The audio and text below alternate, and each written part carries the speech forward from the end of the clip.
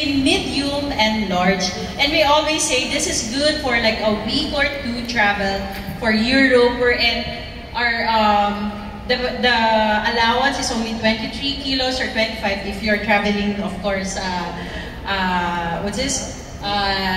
Economy. So this one is really the best size that we would recommend, a medium plus. Because sometimes it's so big yung large, ang hirap hilain sa train or sa mga budget air if you're traveling within Europe or even Japan for one trip. Sometimes sobrang laki ng large and the medium plus perfectly fits because some people think the medium is a bit small, right? And then siguro also this one is some of the products that we use. This one is also, we just want to highlight just because this one is expandable for any shopping. So we always encourage, and I'm not sure what's in the market, but this one is really a best fit for traveling for Europe or even Asian countries. Of course, US, pwedeng dalawa, 50 pounds, so we can go with a large one. And siguro the most underrated accessories are the packing cubes. What's good with what we produce is basically this is expandable. Meaning you can put all your things, your clothes, baka isang clothes nyo for 1 week kaya na dito. And at the same time, it's very organized. If you've seen some travelers, they try to put or remove some of their items in the bag pag overweight and magulo. This one kind of organizes your things. So it comes in 3 sizes actually, and these are all expandable. And this is one that we highlight because it's really underrated. Not everyone packs this way, and it's so easier and organized when you travel and you put it in the luggage. Cash, tama? Like, if you're asking how I pack, kasi di ba yung mga travelers may Marie Kondo style na kailangan, yeah, like yung may style kung paano titiklopin yung mga bag. But to be honest, wala akong style kasi I try as much as possible na konti yung luggage, yung gamit na dala ko. But what I do is this, with this bag, I plan my packing based on what I wear for the week. Kasi ganun din yung laundry schedule ko. So like for example, like I travel with 2 week worth of clothes na papalit-palit. To be honest, so kilala niyo ako, you'd know that I have one leggings that I've been wearing for 5 years. Same t-shirt, same ano. But what I do for this, I can fit 7 days worth of clothes, top and then bottom, and then yung isa, lagayan lahat ng mga underwear, and then what you call this, and then the other one is like for toiletries and to be honest, yung toiletries ko hindi na dito, yung sa clear bag. Sa clear bag na siya. Then yung isa, nilalagay ko lang ng mga used na clothes ko that I could still use. So, totoo lang, 3 lang din yung gamit na dala-dala ko.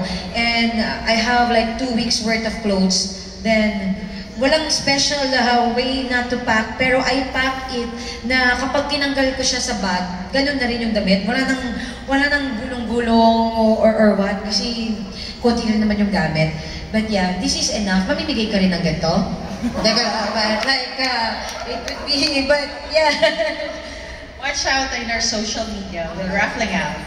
And then siguro, we know Filipinos are really shoppers. When we go abroad, we shop. Siguro minsan half lang laman ng maleta, pag uwi, punong-puno. And that's why this one is also, we really recommend to have a weighing scale. Ang mahal if you really, kung mag-overweight kayo, ang mahal. Lalo na if it's not, you're not prepared. So this one is one we really focus that we give tips na maybe you want to consider bringing in para at least safe kayo on what on your shopping. Those who goes to Japan, lagi tendency bibili pa ng new luggage, to be honest. Because some airlines allow 2 luggages, some isa. So we recommend also getting this para sure kayo na hindi kayo mag-overweight and at least alam nyo lang from the start, ano mga bibilin nyo. You gave already the encouragement based out of fear. Now I'm gonna give you an encouragement why you should have this. If you're staying in hostels or other places, a lot of the travelers there are also moving. So it's best if you have this, and this is the best way you could talk to other people. Ah, your luggage seems to be heavy. Do you want me to weigh it for you? Yeah, I did it before. So if you really like, especially if you're introvert or what, this would open conversation. Pero kung nahihiya ka to approach them, make the receptionist known.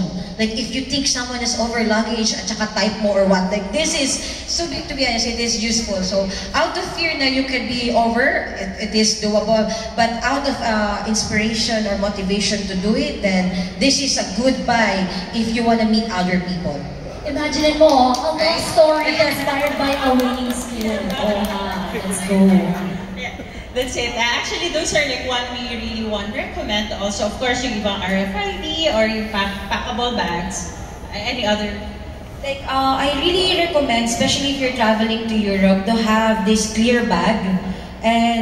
But to be honest, kahit sa dami-daming gamit na meron ka, if you travel abroad, the only thing that is so necessary for you is to have something that would protect your passport. Okay, it's not just because mawala, but the hassle to get it.